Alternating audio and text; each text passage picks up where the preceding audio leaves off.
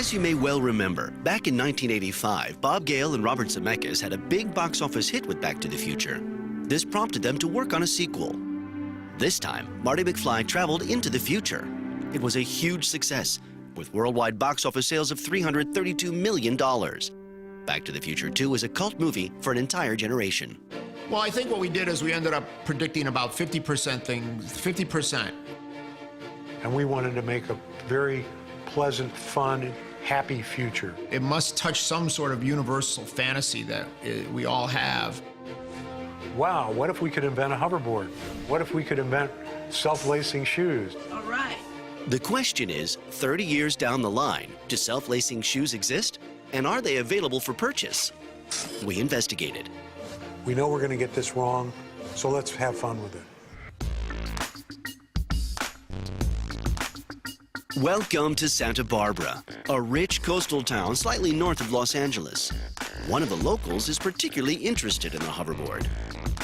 Actor Christopher Lloyd is neighbors with Robert Zemeckis. He enjoyed following the various attempts at building a true, genuine hoverboard. Just like the pioneers of aviation, who sometimes paid a heavy price in their attempts to fly, there's a new breed of gravity tamers who are intent on making a skateboard rise into the air with them on it. Those are great.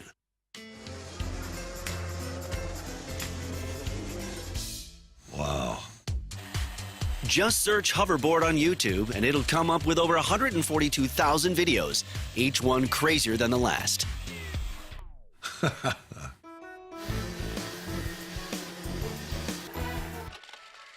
Well, someday soon, somebody's going to come up with...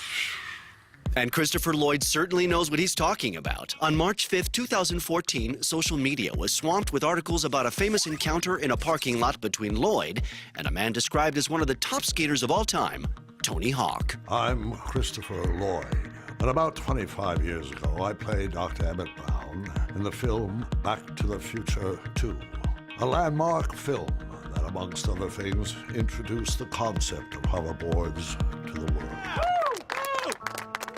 Christopher Lloyd is carrying a very special gift in his case. Hoverboards that really work and that are ready for testing.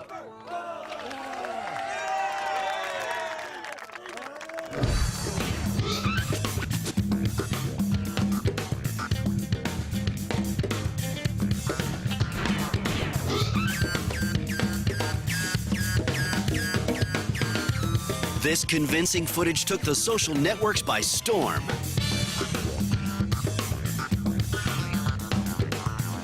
Too good to be true.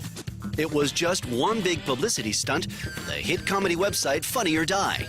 But his flying hoverboard prank was believed by many. Well, I did a couple, yeah, and it was a hoax. It wasn't real. But so many people come up to me a little bit angry when they discovered that it was a hoax, a joke. Christopher Lloyd wasn't too far from the truth when he said it would exist someday, because it actually does. We went to check it out in a place near San Francisco named Mountain View. Here we are in Silicon Valley, home to the headquarters of cyber monsters Apple, Microsoft, and Google. Just a few feet away, nestled in the midst of Mountain View, stands the parking lot where the very credible hovering skateboard prank was staged. There are even hoverboard prototypes hanging on the wall to prove it. But everything began with a small white box. Sure, so this is the white box, and it hovers. So it can move in all directions, move omnidirectionally. It's just right now working on copper. It's not a special track, and there's no super cooled magnets or anything underneath it. Inside we have our 4 hover engines, which create the primary magnetic field. And when that passes over the conductive surface, in this case copper, it induces a current which creates an opposite magnetic field, which the 2 opposing magnetic fields gives us the hover. So as you can see, there are no fans underneath it. It's just inside we have our 4 hover engines that are creating our magnetic field.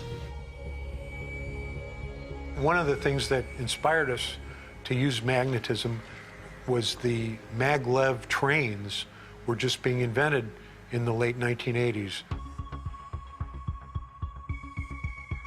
So the same technology you find in the white box is in the hoverboard, but larger. So the hoverboard is around 1 inch off the ground. When you put, say, 400 pounds in it, that'll drop down to maybe ½ an inch.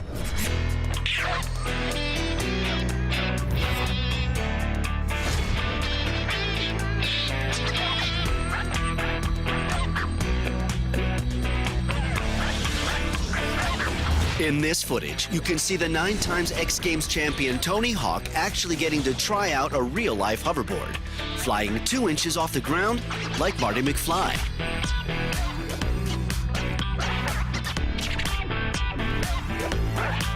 But was the intention to actually build a cyber skateboard?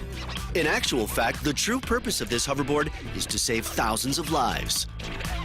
This is a dream upheld by Greg Henderson, founder of the Hendo Corporation. It all began with 2 separate events that had a big impact on his early teenage years. I think that certainly when the movie came out, it had a big impact on me and a bunch of other folks as well. It was also coincidentally the same year as the Loma Prieta earthquake here in the Bay Area. And I think that those 2 things happening together sort of impacted my psyche in a way where that seed was planted, the idea of being able to hover. This company's aim is not to be able to lift 400 pounds of weight, but to raise whole buildings off the ground, keeping them from collapsing in an earthquake. So that's where the idea came from, of using magnetic levitation to hover a building. If you can hover a train that weighs 50,000 kilograms, why not a house? Hendo's challenge lies here. We're a few miles from San Francisco, where seismologists have been predicting what they have termed the big one, an earthquake so powerful that it could destroy half the city and its surroundings. We know it's going to happen. We just don't know when. Greg is preparing for it. All we need is about 3 seconds. 3 seconds. We can activate our hover engines, have, if you can imagine, landing gear. You're trying to pick the building up, but the hover engines start, the landing gear retracts, the ground starts shaking underneath, and no one in that room or that building or on that piece of equipment ever knew there was an earthquake. The shaking stops, the landing gear returns, and you had perfect isolation. Who would have thought that the hoverboard would actually come to fruition someday? It will be available for purchase for $10,000 this year. And several cities and entertainment parks are looking into creating copper-plated skate parks to accommodate it.